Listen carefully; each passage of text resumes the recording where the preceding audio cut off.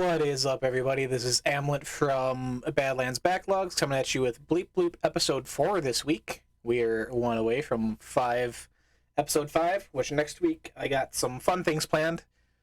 We'll touch on that later, though. We are a couple days late here. This week has been kind of a wild ride. Wednesday, our normal recording day. Girlfriend had semifinals for a volleyball league she's in, so that ran a little long. And then I proceeded to get injured immediately after, and I'm now in a sling.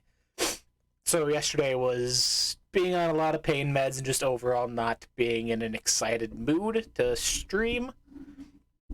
So podcast is a couple days late here, but jumping into it. Not a whole lot this week, and we're for Xbox specifically. But now, thanks to the deal closing, our wonderful friends at Blizzard are under the Xbox umbrella, so this is mostly going to be a BlizzCon recap.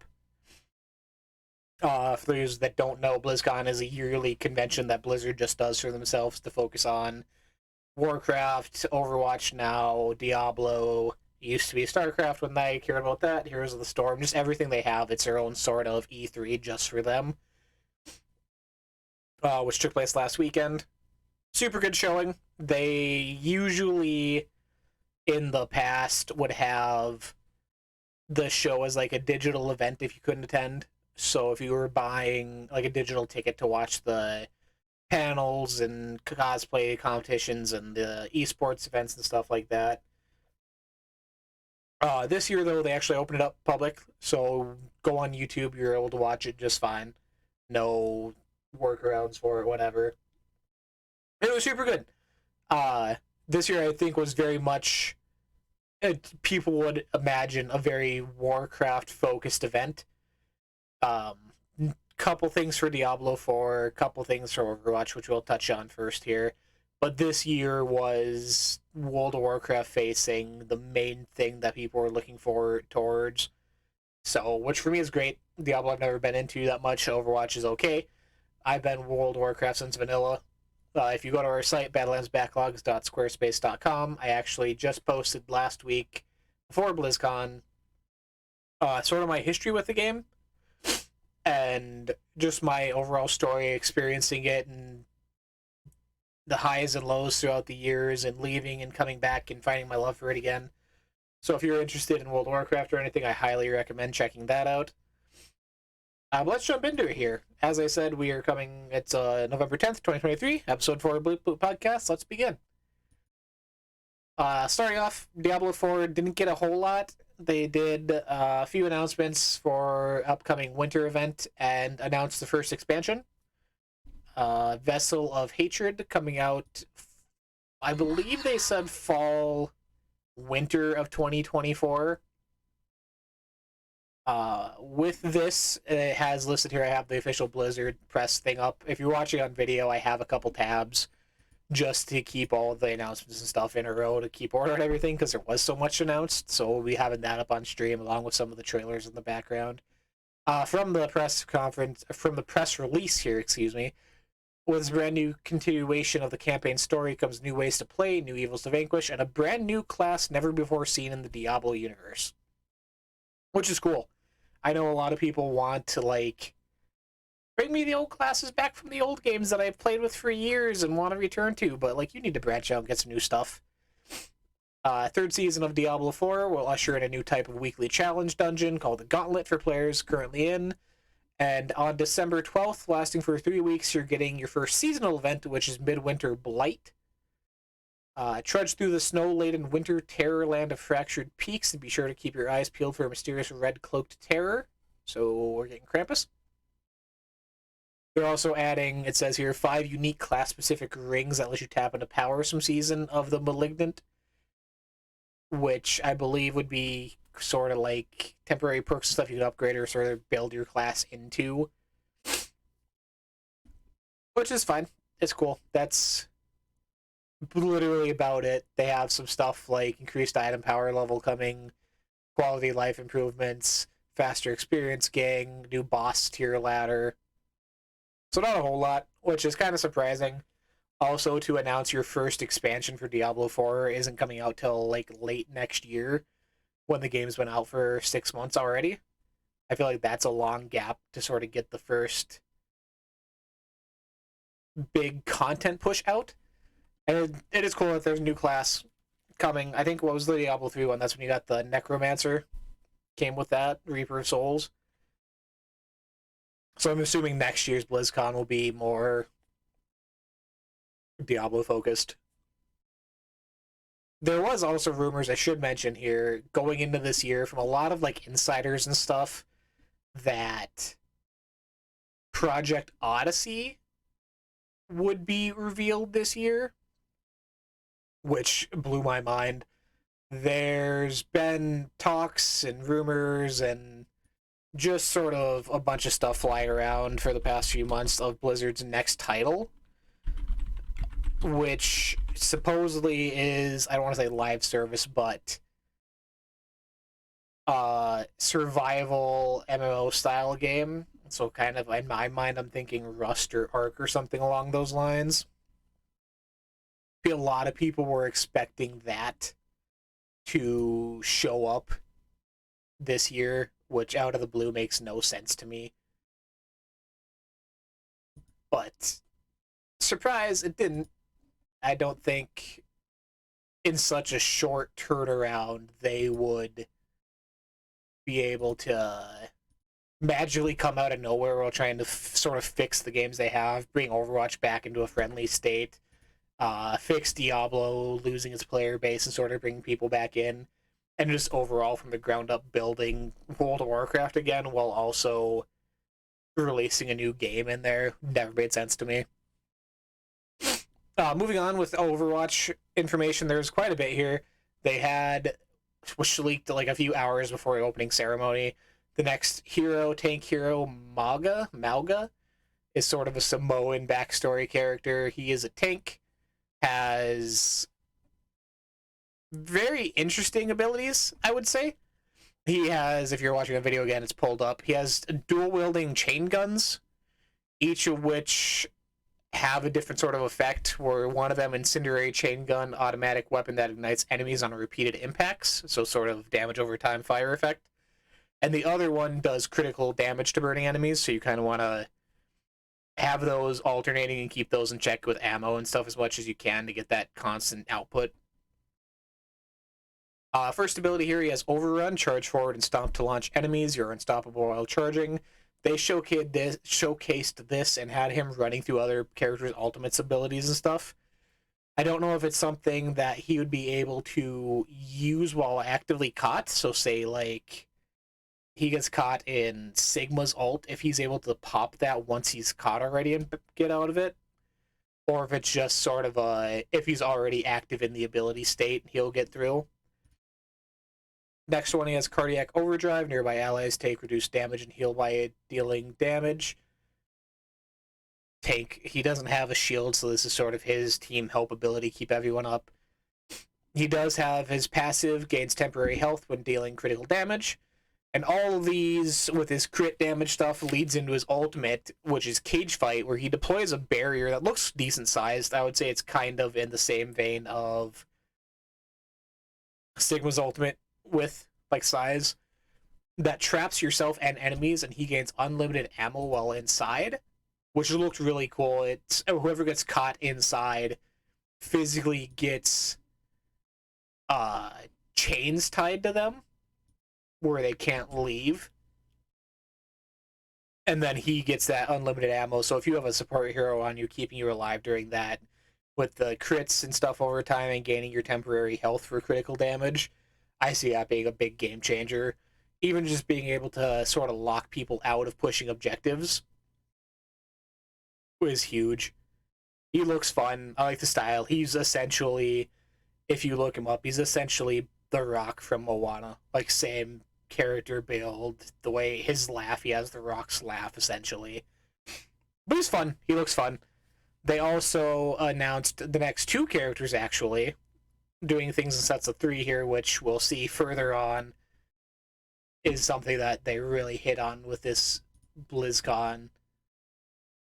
They announced 2 new heroes. The next one is, I forget the name of this character, but she's the next DPS hero, who has a gun that shoots sort of explosive orbs when they land. But her thing is, as you can see, her weapon here kind of looks like a drill. She actually is able to burrow underground and immune to damage while in that state, and then pop out, reposition herself. I don't know if she's able to capture objective points while underground. I would imagine not, because I don't know if there's a way to pull her out of it. But she's essentially a mole. There is something here from their Reddit page. Primary fire, like I said, shoots out an AoE projectile that travels a short distance and explodes on contact. Her first ability, like I said, burrows underground. While burrowed, Venture is her name, cannot be damaged and can move in any direction. They can emerge from the ground in a vertical burst of movement either at will or when the ability duration runs out. While Emerge is fully charged, there's a brief AoE damaging effect before Venture boosts out of the ground, so the sort of earth breaking up underneath her feet will do slight damage in the area you pop up on to get an initial start to combat. And here's her gameplay video. Sorry, I really like how she looks. She's super neat. I see her being nerfed immediately or just dramatically changed by the time she actually comes out. But looks fun. That's the burst. She has the charge thing too, like a drill push forward. That was her underground. Like I said, I don't know if that counts being on the objective point, or if you're sort of just, you're in the area but not counted as a person. We'll see. So she'll be the next one, and then they also announced the next support hero, which, oh, excuse me, Venture is a non-binary hero, so sorry for using she. Well, that's my bad. Did not know. I haven't looked up. I haven't been into Overwatch since Overwatch 1, so this is all sort of new to me. The next support hero is a Space Ranger who looks very much like Diva's squad. The sort of like anime mech-inspired stuff comes from the colony set on Mars. Highly mobile with a focus on verticality. And her gun is no longer the Burstfire SMG shown in the concept art. So if you're watching on video here, this is her initial sort of design. I said very Diva, like Gundam-y style. It's more character designs, which is cool. I'm interested to see what changes, because introducing this stuff so far in advance is a gamble to me, I guess. You have Mauga coming out. I think he's out this month.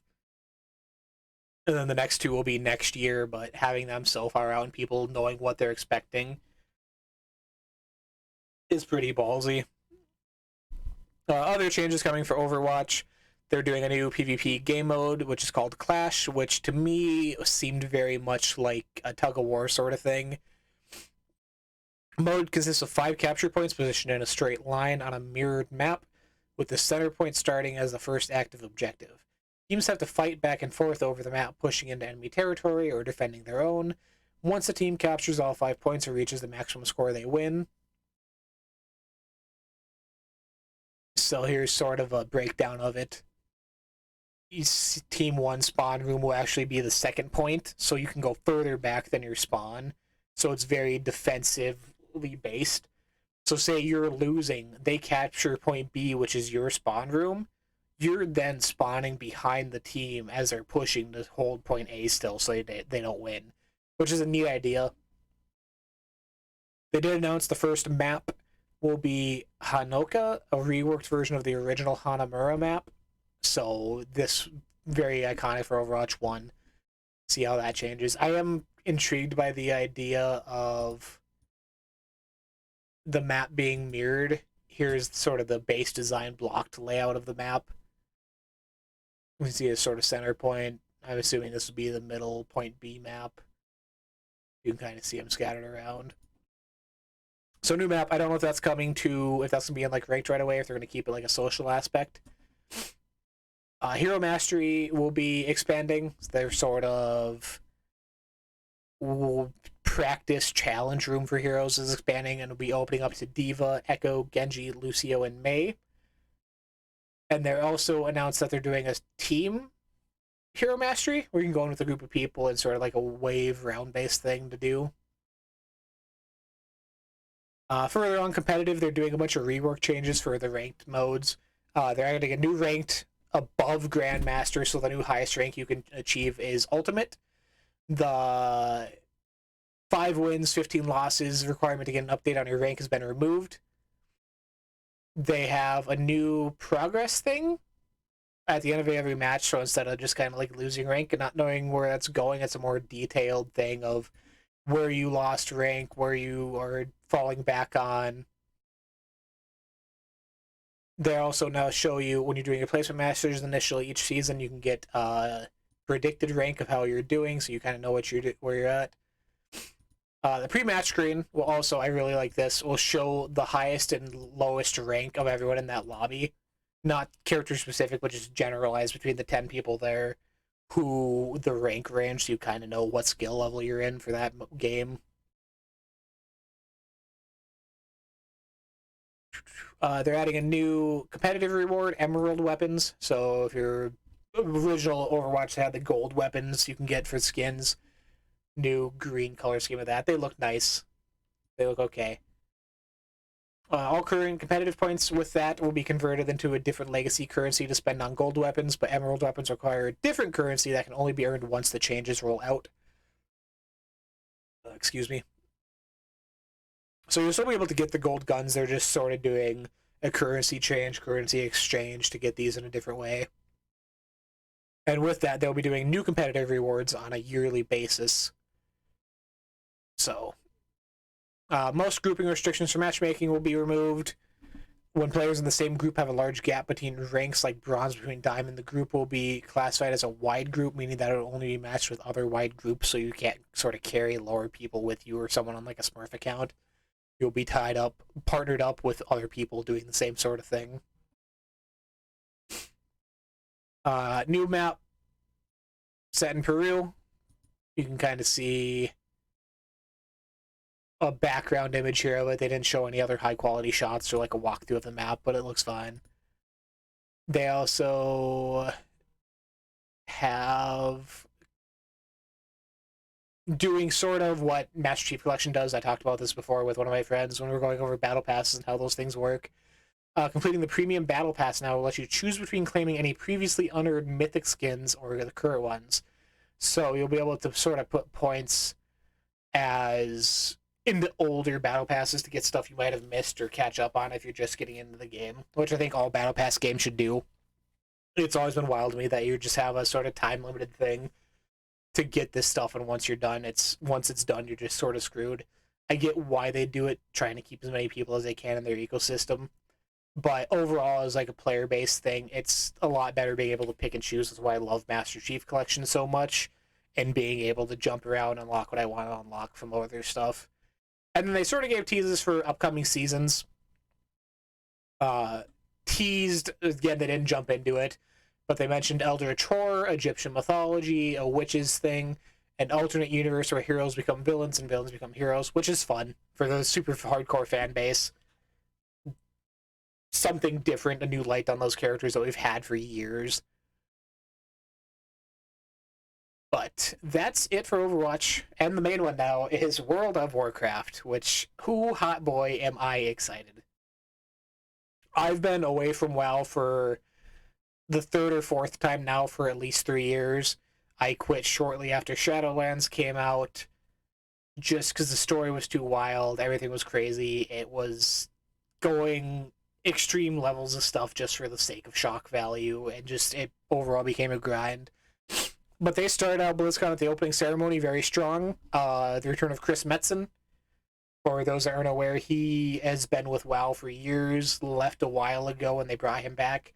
But in the early days, he was very much like the story guy. He was the guy crafting the world, the overarching plot lines, making sure everything tied together nicely.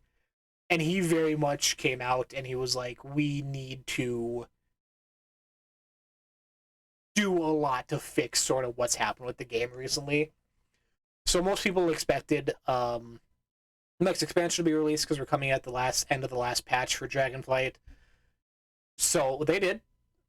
But they also announced the next 2 expansions after that. So doing the Marvel approach to it, making everything a universe, which is called the World Soul Saga.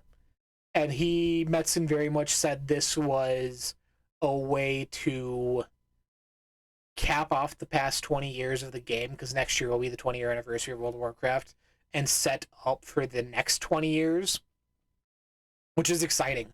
I was shocked, like many others, that they went with this, announcing these so far in advance. He did say that they want him to come out a little faster, so I don't think it's going to be as much of a gap. I would expect maybe 18 months, a year and a half between these releasing after each other, which is fine. But he, again, was very much, we need to set this up. We need to announce these now to let the player base know sort of where we're heading to fix all the crap from the past few years of what's been coming out, which is good. The only thing that worries me with it, though, is what if it doesn't work out? What if War Within comes out and it's not what people wanted? It's not the direction that the player base wants the game to go, and we're sort of at the same position we are now with the end of Dragonflight, Shadowlands releasing and being just wild. Because that's sort of been what they've been able to do with BlizzCon. Hey, we know the game's in a bad state, but just wait till BlizzCon next year. We'll announce the next thing and everyone will get hype again because it's a surprise and a new, unannounced shock and awe value. But now that's sort of gone because War Within comes out, doesn't hit, doesn't be the thing that the players want. They're not going to be sitting wondering what's next, where are we going, what are we going to be able to do, because you know what you're getting next. That sort of crutch that they've been able to rely on the past couple of years in expansions is gone now. So I'm not saying that's not going to work out, because I love Metzen. He's a great storyteller. I have full faith that this pans out positively in the end. But the chance it doesn't, I feel like it could do more harm than good. But so yeah, with that, World Soul Saga, War Within next year. After that, we'll get World of Warcraft Midnight. And then the last Titan will be the one after that. So, cool. I'm trying to remember what he said. Midnight will return to Quel'Dan Haas from Burning Crusade expansion and be sort of about reuniting the elven tribes across the world, bringing them back. And then the last Titan will be returning to Ulduar and Northrend, which is exciting. We're sort of revamping that, reusing those places that they set up before and making the old world a more active place again. Instead of sort of, hey, Dragonflight came out, here's Dragon Isles, everyone's here, no one is anywhere else in the world, and the world feels empty. So sort of reusing those old places to fill them out again, bring life into these old areas that people loved, and revamping them is exciting. So, War Within, we'll start, because that's the one we know most about. The Midnight Last Titan, that's about all we know, is they're sort of setting what they're going for. War Within, though, is typical new dungeons, new allied races. So, new allied race, as I mentioned, Earthern. The Earthern were coming, very much dwarf. They're like Pandaren, they can pick and choose to be Horde and Alliance. They look cool. There are a lot of cool customization options. As you can see here, they're made from the earth, so you have a bunch of like gem and color customizations where you want these gem placements to be. Not being male or female, they do have here female character with a beard, if you want to go full roleplay with it. Love the color dynamics of these. The deep purples and stuff embedded in the darker skin looks really good. I don't know if they mentioned what classes they were able to be, but they Titan Forged and sort of follow a storyline that they have within the next expansion of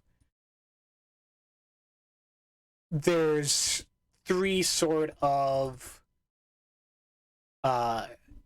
Earthern races that will be helping factions that were made from the Titans to fulfill their job duties and keep sort of the Titans' mission going and how they've evolved over time and maybe have changed, so it fits in with that. 4 new zones coming right away. as usual. New level cap of 80. Everything is underground. They said it's very much Dragonflight would be coming over, so they made everything super vertical again. So the further you're going down is where the new sort of zones and dungeons are located. So you can jump from the very highest point of the map, fly all the way down, and end up in a different zone. So it'll be more layered instead of just a horizontal base that we've had with other expansions. So the 4 new places, surface level Isle of Dorn, which will be the home of your sort of hub city, capital city in this game, in this expansion. Beneath that, you have the industrial ringing deeps, the unexpectedly bright and lush Hollowfall, and then below that, Aj-Kahet. So we're getting the return of Nerubians, who sort of had their story end back at Lich King. So having them come back, they showed a real bunch of real cool concept images of, without spoilers, an evolved form of Nerubians where they look more humanoid and militaristic. Aj-Kahet looks really good. It's what you would expect. It looks like Encourage. That's the same sort of theming and style. But Hollowfall has sort of this large crystal penetrating through the roof of its zone that acts as sort of a sun. And this very much felt to me like, oh, the term is escaping me. But there was a group, they're sort of, let me find it. I'm blanking. We will return. Next, Isle of Dorn, sort of your lush green, looks like Lochmadan type stuff, Khazgra, Dwarven architecture, ancient Dwarven architecture. And then you have Ringing Deeps, which looks fine. It looks like a factory sort of thing. Let me find if I can see where this comes from. Eldor, Sites Hollowfell. What's next? Excuse me, I'm trying to find something here just to get exact stats, or not stats, but World Soul Saga.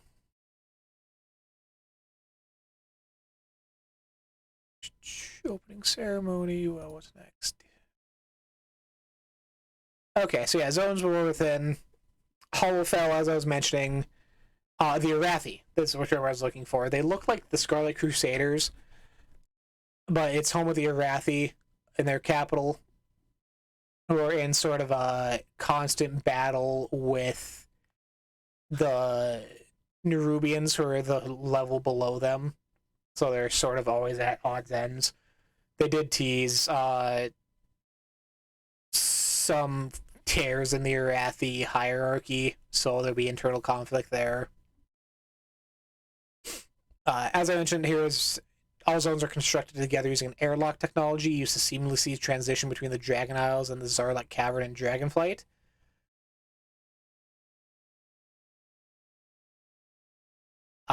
Coming at launch, there will be 8 new dungeons, 4 while leveling up and 4 at the end of the campaign. I forget which zone. I think it was a Ringing Deeps is home of a new race of kobolds, and they showed off some of that with a dungeon boss, the Candle King. One will feature dragon riding and Cinderbrew meadery. First raid coming out will be Nerubar Palace. Will be an 8-boss raid featuring their queen as the end boss. They want to build Dragonflight as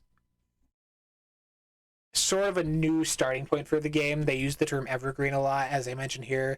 Philosophically, the team wants to build on Dragonflight's 3 main pillars of evergreen features, making the game better forever rather than leaving them behind after each expansion. Something for everyone, no matter what level you play at or how much time you invest in multiple characters of mine, not just individual characters. So that comes from something I think you could, if you played Legion, you know, you had these sort of lore-heavy, end-all, be-all, this is the weapon, this is the sword, Ashbringer, like, these legendary things we've had in the game. that every character of that class were able to obtain, and you felt powerful with them. You had these weapons that could rule the world and all this stuff. But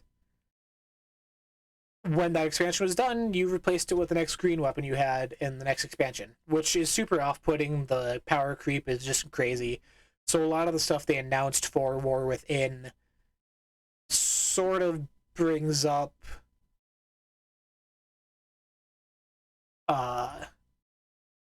new ways to play the game in the future. So stuff that you lose out on, or stuff that you have now, isn't going to be sort of pushed out of the way when the next thing comes out. Which is awesome. They need that for a long time. They did announce it to start off with that dragon riding will be coming to the old world when War Within comes out. So if you've been a fan of that, it will be in the new expansion at launch. So keeping up with that. Other things coming with War Within, hero bands, or war bands, sorry, which is essentially account-wide everything. So things like reputation that you get on one character will be on all your characters moving forward, so you're not sort of having to grind out multiple alts for gear and transmog and what have you. Flight paths, which I already thought were, but I guess not. Achievements, most of the achievements I think are already account-wide, but there's a few character-specific ones that are just that now. Transmog. Collecting transmog is now armor-type agnostic, so if you are a mage and you collect plate armor, you can transmog into plate armor and be a tanky, bulky, ice bolt-throwing mage, which is exciting. And then the new thing, Delves, which they announced, is sort of their new... again, going back to the Evergreen thing, feature coming. So similar to scenarios or like old world quests and stuff, it will be a new endgame pillar that's season-based. Right from their press release here, Delves are composed of outdoor vaults that players will be able to explore in search of treasure together with a Dragonscale expedition. They are done either solo or in groups of up to 4, and will be role agnostic. So if you are a healer, you'll still be able to participate and complete it just as everyone else does. You're not sort of forced to find a tank or something to fill out your group, because you will have NPC character with you. And the first season they announced will be Bronzebeard, I believe, who you will be able to sort of kit out and change his stats and skills to fit what you need or are missing. There will be, similar to Island Expeditions, rewards for the seasons just as mounts, pets, and achievements. Seasonal NPCs help with delving your endeavors, Brand Bronzebeard being given as the first example. And then this is also being added to the Great Vault and replacing the PvP role if you are at that endgame stage and use that for loot. Outdoor row will be added for levels of delves you do, amount of delves you do, and get different rewards each week for that. So it's sort of like, to me when they were explaining it, I almost wanted this to be the evolution of archaeology as a profession, sort of this, hey, here's this new treasure finding, you're an adventurer, old school, go out in the open world, find this stuff. But it's its own thing now, which is fine. As I said, evergreen content, it'll be there for the future. It'll be expanded upon at Midnight and Last Titan and moving forward. Along with that now, the character selection screen will change. So if you're watching on video, this is the new character selection screen when War Within comes out, of all your characters that you have on that server that you can pick between to show they're sort of traveling together, gaining that reputation and stuff as a group. Cross-realm guilds are coming. It makes sense story-wise, but it follows in the steps of cross-faction dungeons and stuff that they've added recently, and groups and everything. Cross-realm guilds are just opening up the game further. I know there's still some servers that feel very empty and feel like you're sort of an empty game. All their servers are booming, or you may be on a server that's a 95% horde to 5% alliance and it's hard to find groups. You'll now have cross-realm guilds coming. Dynamic flying, so dragon riding is coming for druids in flight form. Excuse me. Still kind of waking up here. They're adding a new hero talent system. So in your talent tree, there's going to be a sort of new row there that you can spec into. Again, evergreen talents is how they described it, building on for the future. As an example here, Blizzard walked through the balanced druid hero trees to display how they might work. Keeper of the Grove talents are shared with balance and restoration druids, so you can only pick that if you're one of those two specs. And focus on improving your character by focusing on treants and the power of nature. Alun's Chosen primarily focuses on lunar spells and is shared between balance and guardian druids. So each spec has 2 trees shared with one of the other specs. So if you're at a 3-spec class, you have 3 different trees to pick from. You can freely swap between talents and trees at will, so there's no sort of gated off or reset time. There's only 10 talent points, 1 for each level from 71 to 80.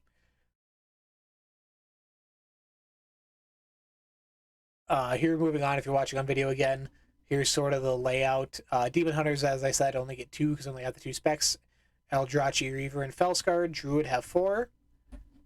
Keeper of the Grove, Alun's Chosen, Windstalker, Druid of the Claw. Warlock by class, Soul Harvester, excuse me, Hellcaller, and Diabolist, which sounds absolutely dope. Let's see here. Evoker, Scale Commander, Rune Adept, Chrono Warden. So it'll be interesting to see how those fledge out. And how those evolve, sort of. They added the pre-order stuff for War Within on the day with new pet, mount, armor set, and you get beta time, which I thought was surprising. It's the first time they've sort of done this. You get in the beta servers before War Within comes out, and you also get 3-day early access to the expansion, which is kind of weird to me. For console games and stuff that's not a service like this, it makes sense. Like, hey, have the campaign, play it, whatever. But this, you're just getting a 3-day jump on achievements, on server first, on quest completion, on dungeons, on raid loot. Like, you're just getting a lot in those 3 days. That's sort of for War Within. That's it. It's a lot of fixes and changes. Nothing super dramatic changing in the game, but a lot of little things to realign some of the ideologies they've lost in past years. 10.2 they announced some stuff on, which just launched this week, if you're watching. They're adding new Sundered Weapon Transmog inspired by Silith's Sword, which look fun. That's very much... when they announced the War Within, I'll touch on that here because I haven't. They showed the cinematic for it, which was very tonally different than what they usually do. It was Arthas, who is now a grown living man and doesn't look like a crybaby anymore, sitting in a desert, sort of thinking back on his time with Shadowlands and when he was mind controlled and doing all these terrible things, and the bridge that's made him emotionally and mentally. And it's kind of set up that he's just, the whole time Dragonflight's been happening, he's kind of excluded himself and just trying to find peace within. And he's met by the Return of Thrall. Comes out, teleports in, and they both are experiencing these sort of visions of something calling out for help. After a slight confrontation, I have it playing here, Arthas points his sword at Thrall in a threatening manner, which I saw afterwards. If you look, I tweeted about it. If you check our Twitter, Badlands Backlog, he holds his sword the exact same way the Lich King does in like the marketing poses, where the camera sort of just below chest level, looking up at him with the sword pointing right at the camera, is how he has his at Thrall. So setting up some similarities there, maybe, or what, hinting at future things. And Thrall sort of talks him down. And they're both get hit by another vision. and the camera sort of pans over, and they're in Silithus with sword in the ground still. And Thrall makes a comment of that the sword was aimed at something or someone when it was stabbed into the earth. So if that's whether like the actual heart of Azeroth or something else, something darker, we will see. Super good cinematic. I absolutely loved it. Also, patch 10.2 that came out this week. Dragon riding is now available in all old world zones. They didn't have a whole lot. I know we had a bunch of stuff already announced for it coming in. Here's sort of the War Within features preview. They did set up a lot. Zaltheth, the dagger that rogues had in Legion that was possessed, has now broken out, and she is in a living body form again for the Void, and is showed off as a major character, whether that's going to be in the Nerubian Palace. Neon Kahet, we'll see. But super cool character design, new zones. Kahet, sorry. It was exciting. There's a lot to be excited for. I think if you're an old world Warcraft fan, where everything was more contained story wise, it wasn't as fantastical. Excuse me, having Metzen back at the helm hopefully will bring things back into a more forward pace. But it's exciting times. There's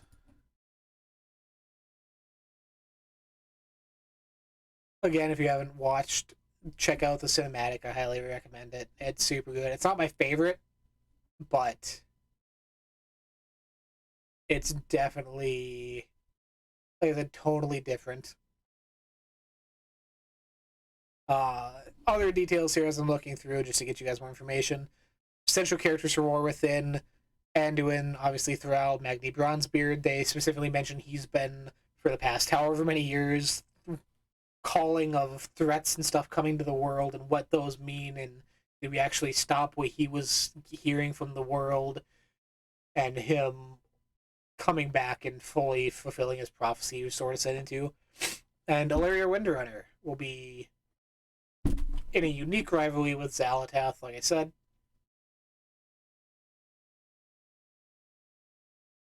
Like I said, it is setting up the next 20 years of storytelling. So it's weird that the history it's had, the ups and downs, its extreme peaks and stuff already. That's only been 20 years, but they're already looking ahead to like double that lifespan. I know some people have called out and wanted like a World of Warcraft 2 or sort of a full-on reset of the game, do a Final Fantasy 14, and bring everyone back to the beginning, a new world, a new story, which I could almost see them doing still. Have the last Titan be sort of a, hey, Titans, are we messed up? We need to reset everything. We're back at the beginning sort of thing.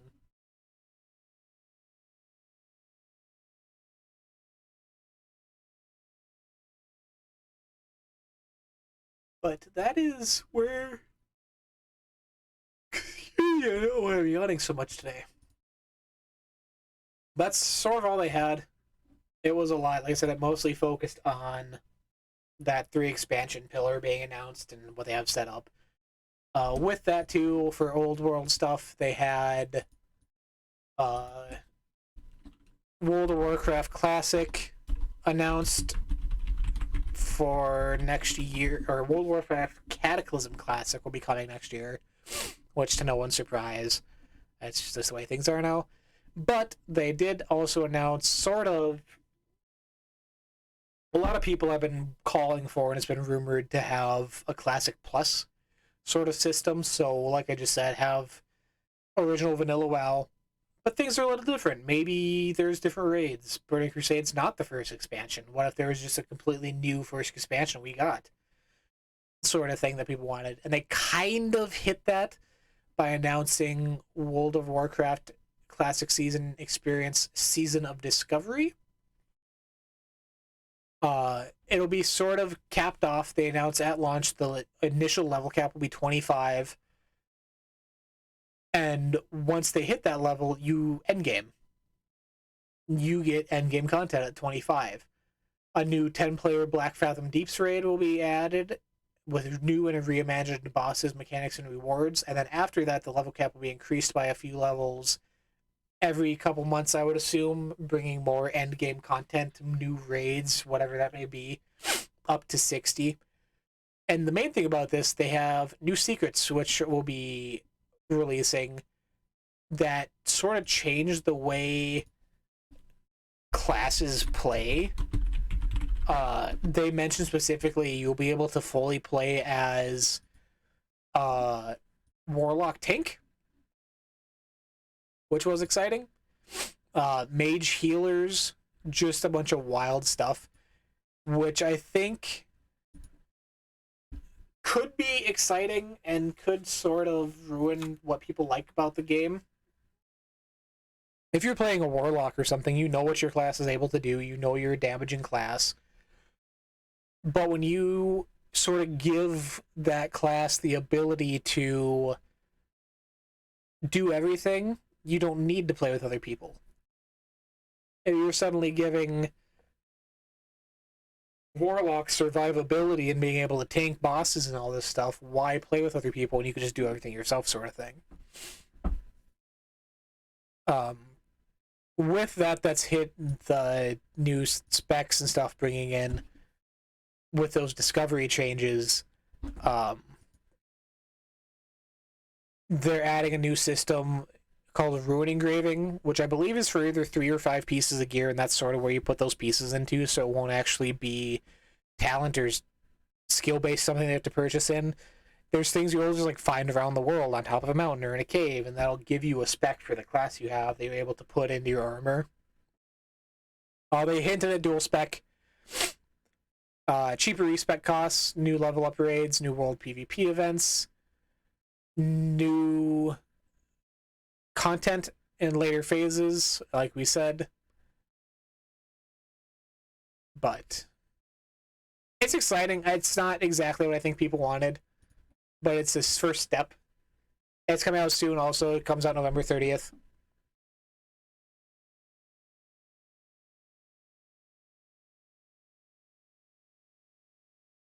So here you can kind of see this mage, warlock, chest, lake of fire, master channeler, soul siphon, demonic tactics have these skills on that you can put in. Runes are learned via discoveries, so stuff around the world, as I said. They're not something you're gonna have to like grind out in raids or something. Some are quests, some are interactions, some can be riddles, and some are on the critical path that you'll just get through playing your character. The other thing, they're not doing a PTR for Season of Discovery, so there's not going to be a testing feature when it comes out. That's what you're going to have learning with everyone else, so you're not going to be able to sort of like plan out a thing or what you want to do beforehand, which is great. I wish they did this for the retail game.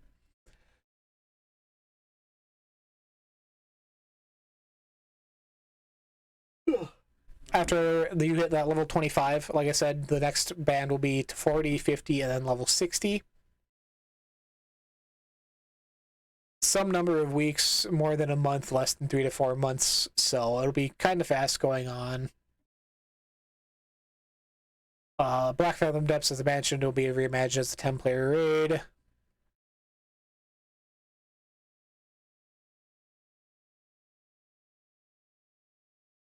A lot of the stuff they announced for this, though, because they announced with the engravings that a lot of like talents and spells and stuff are being added. There's over 100 new abilities and stuff being added for all the classes, which a lot of them are stuff from like, oh, you had this spell in Wrath of the Lich King when that released. We're gonna throw it in vanilla and see how it works. Or this ability was only in Mists of Pandaria for a patch or two and see how that works. So just adding a bunch of stuff that was taken out into the main game now. It's for people to play around with. But That was BlizzCon mostly. It was 2 days. I think it's usually 3 or 4. Like I said, very Warcraft focused. To get those next 3 expansions out. Chris Metzen's back. Excited. It got me back. I pre-ordered War Within. I am fully in. Classic I'm not getting into. I don't have anyone to play with, but the main feature game I've been playing again and getting into Dragonflight, what I missed and catching up on. Loving it again. I hope I stick with it this time, but nowadays it's so hard financially to be invested in this on top of everything else and other games coming out. But that was mostly the news. There was from Xbox, if I could pull it up, one of the guys, I'm forgetting his name sadly. He was one of the former bosses of Turn 10, the Forza team, is now promoted to head of Xbox Game Studios, so specifically has Phil Spencer's old job. And so congrats to him. Like a Dragon Gaiden, Man Who Erased His Name is now out on Game Pass this week, along with Thirsty Suitors. Super exciting. I've yet to jump into either of them. Our friend Kyle the Fish on Twitch is playing through Thirsty Suitors, having a blast. Hopefully I'll be able to jump into it eventually.